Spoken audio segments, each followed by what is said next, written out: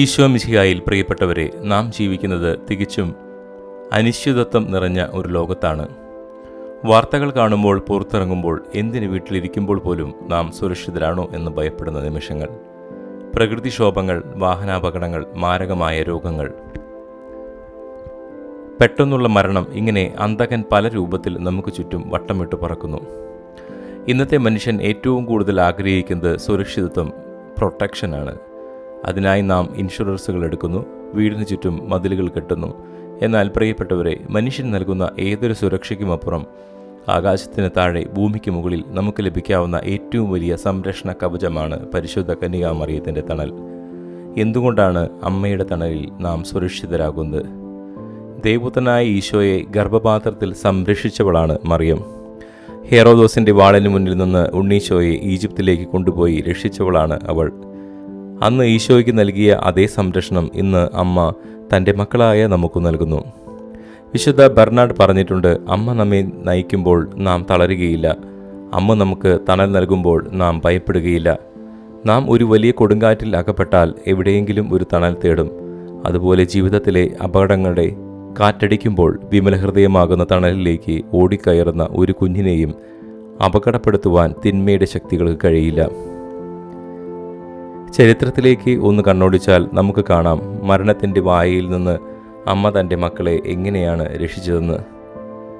1945 ഹിരോഷിമയിൽ atom bomb വീണപ്പോൾ എല്ലാം തകർന്ന് തരിപ്പണമായി. എന്നാൽ ബോംബ് വീണ സ്ഥലത്തിന് തൊട്ടടുത്തുള്ള ഒരു കത്തോലിക്ക വൈദിക മന്ദിരം മാത്രം തകർക്കപ്പെട്ടില്ല. അവിടെയുണ്ടായിരുന്ന 8 വൈദികരും അത്ഭുതകരമായി രക്ഷപ്പെട്ടു. പിന്നീട് അവരോട് ചോദിച്ചപ്പോൾ അവർ പറഞ്ഞു, ഞങ്ങൾ ആ വീട്ടിൽ ഫാത്തിമ നാഥയുടെ സന്ദേശമനുസരിച്ച് ദിവസവും ജപമാല ചൊല്ലി പ്രാർത്ഥിക്കുമായിരുന്നു. ആറ്റം ബോംബിനേക്കാൾ ശക്തി അമ്മയുടെ ജപമാലയ്ക്കുണ്ടെന്ന് അന്ന് ലോകം തിരിച്ചറിഞ്ഞു. നമ്മുടെ നിത്യജീവിതത്തിൽ എത്രയോ തവണ നാം അറിയാതെ തന്നെ അപകടങ്ങളിൽ നിന്ന് രക്ഷപ്പെട്ടിരിക്കുന്നു.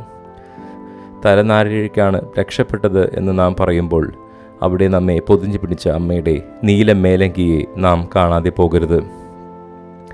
അന്തകൻ എന്നാൽ മരണം മാത്രമല്ല, നമ്മുടെ ആത്മാവിനെ നശിപ്പിക്കുന്ന തിന്മയുടെ ശക്തികൾ കൂടിയാണ്.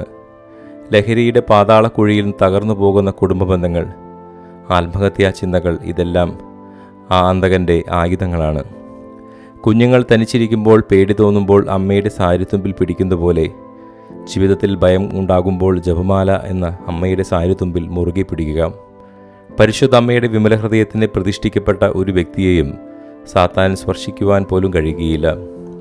അമ്മയുടെ സാന്നിധ്യമുള്ളിടത്ത് തിന്മയുടെ ശക്തികൾക്ക് സ്ഥാനമില്ല.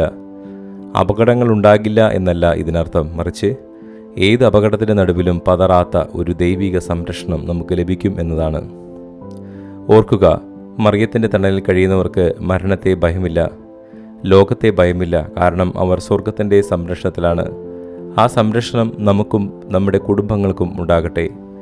അപകടങ്ങളിൽ ഞങ്ങളുടെ കാവലാളായ പരിശുദ്ധ അമ്മേ, അങ്ങയുടെ വിമലഹൃദയമാകുന്ന തണലിൽ ഞങ്ങളെ കാത്തുകൊള്ളണമേ. എല്ലാ അന്തകഭീതികളിൽ നിന്നും അപകടങ്ങളിൽ നിന്നും ഞങ്ങളെയും ഞങ്ങളുടെ കുഞ്ഞുമക്കളെയും സംരക്ഷിക്കണമേ. ആമീൻ.